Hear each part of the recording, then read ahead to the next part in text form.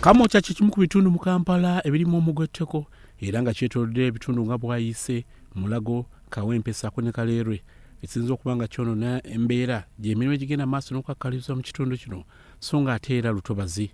Salt TV esobodde okuba nga ekyalako mu kitundu kino naddala wano mu zooni eya Kibinika mwesobodde okusanga ng'embeera tesanyusa vira ddala ku bifo ebikyamirwamu nga bino birese abatuuze tebateredde. Ekisinza okuba nga kyennyamiza kwe kuba nti ate toyireeti eziri eno ezisingawo obungi zizibukulwa era nga ekuba bwe beetonye abatuuze beesanga nga balina kuggyawo bulooka olwo ate ne zanjala myala ekirese bano nga bagenda okusigibwa endwadde.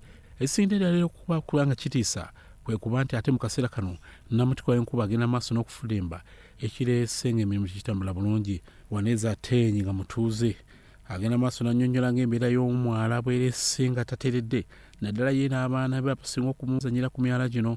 Era ono agenda maaso n'atulombojera nti abadde mu kitundu kino nga yava mu disitulikiti y'e Bufumbira okujja okubeera wano wamaze emyaka 10. Ekintu kitusoomoza nnyo kasasiro obukyafu tekitusoomoza nnyo waneeno. Bandibadde nga batuyamba gavumenti nebeera nga etuwa emmotoka ezituyitamu ne tusobola okutushomba kasasiro nga tumutwalayo. Emyala gizibikira, buli kimu kizibikira, abantu wafunda wakyafu. Ekitundu kino kigenda maaso n'okusoomoozebwa mu ngeri enjawulo oluvannyuma lw'okwesanga nti balina oluzzi lumu ng'ate lwa mudumu so nga ate era luno bw'otunuulira toyireeti zirwetoolodde zirabika nga amazzi we gatambulira ne wano ate si wala nnyo. So TV wesinkadde omukyala Sofia Babalingana ono asobodde okubeera mu kitundu kino okumala emyaka 30 ng'era yali omu ku baavaayo okuteekateeka emyala gino ng'akyakola mu kitongole kya KCCA. Amazzi gatuyingirira mpaka mu nnyumba. Obuzibu KCCA bwe yajja okukola emyala yakola emyala n'ekoma wali kati wano ne babanga abagateze nti lyekkubo gaweete gakole ki gajje gatulugunye ffe abali eno. Ono alaze okutya mu kaseera kano naddala mu mbeera ya kabuyonjo mu bakyamira era ng'agamba nti ayolekedde okusigibwa endwadde. Obukyafu obuva omwo butulwaza kolera. Kati olaba ssaawa zino njogera ssenyiga nnuma oba bonna buva mu bukyafu. Kati ffe abakyala ffe tufuka muno mu kiyigo abasajja ne basimira ekinnya kirimu bafuka. Yes. Lwaki? Anti olwa okwewala kandida. Yes.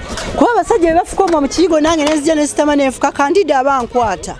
Okwogera bino ekitongole kya KCCA kibadde kyegattibwa ku kitongole ky'abamusigansimbi okutongooza enkola ya Kifumbira Environmental Center Project ng'eno egendeddwamu okusomesa abantu ku ngeri y'okwekuuma nga bayonjo. By the city needs to come and work more regularly to clear away the garbage and to create better drainage here. Mu nteekateeka eno mbaddemu ebikoleddwa ng'okugabira abatuuze obuveera mwe balina okutereka kasasiro ng'era bakuutiddwa obutamala gamuyiwayiwa. Omu ku bakulidde okunoonyereza ku nteekateeka eno okuva mu University ya Tufts eya South Africa omukyala Karen Jacobson agenda maaso n'atunnyonnyola nga buli buvunaanyizibwa bwa gavumenti ekwataganye n'abantu ba bulijjo mu kifo ky'okulowooza okubazimbira amalwaliro ng'ebirwadde tebinnabakwata. Everywhere all over the world, in my own country too, it is a problem that the local residents need to work to make sure that their community is clean. That is as important as the government, but both need to work together. Ku Raso TV, The Grace Segirinya, ne Chamba de Lawrence Omonyo.